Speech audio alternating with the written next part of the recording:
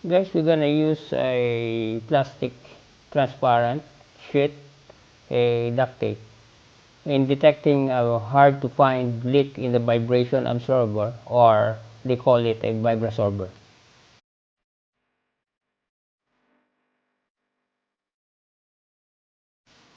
We fold the plastic sheet in half and secure both sides with a duct tape.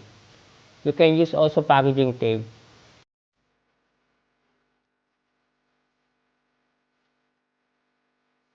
While you pour water, look for the presence of bubbles.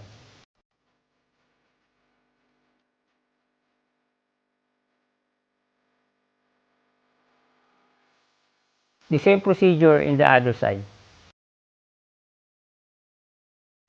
As you can see in this side, there's a presence of bubble. So we're sure there's a microwave in this vibration observer. This is another view where we can see clearly where the leak came from.